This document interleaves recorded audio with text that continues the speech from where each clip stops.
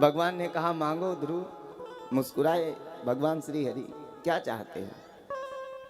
ध्रुव सकाम भाव से आए थे प्रभु की प्राप्ति के लिए कि हमें राज्य की प्राप्ति होगी। बोलो राधे राधे।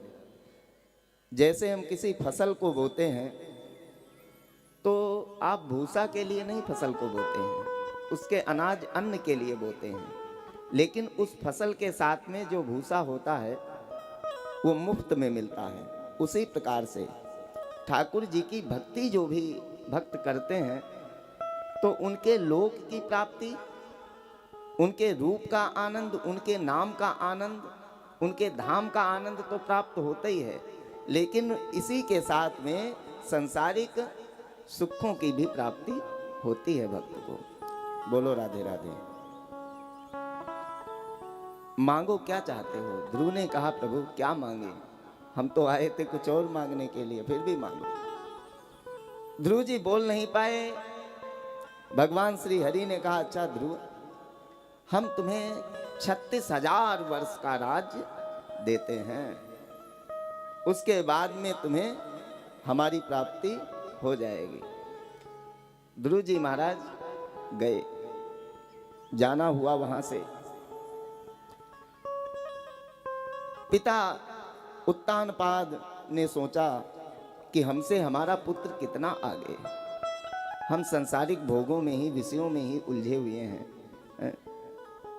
उत्तानपाद शर्माए और माँ गंगा के पावन पुलिन पे आकर के संतों के चरणों का आश्रय लिया और भगवान श्री हरि के चरणों का ध्यान करके ये भी गोविंद के लोक को चले गए। ध्रुव जी राज्य कर रहे हैं। इनका भाई है जिसका नाम है उत्तम। इसने क्या किया, एक दिन यक्षों के साथ में युद्ध हुआ, यक्षों के द्वारा उत्तम मारे गए। ध्रुव जी को बहुत क्रोध आया, जिसके कारण यक्षों के साथ में इनका युद्ध होना शुरू हो गया।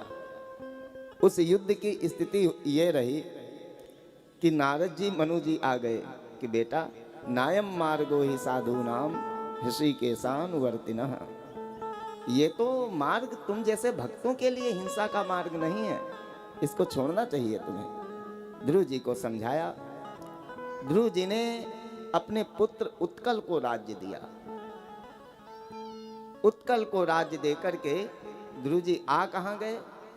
मां गंगा के पावन पुलिन पे।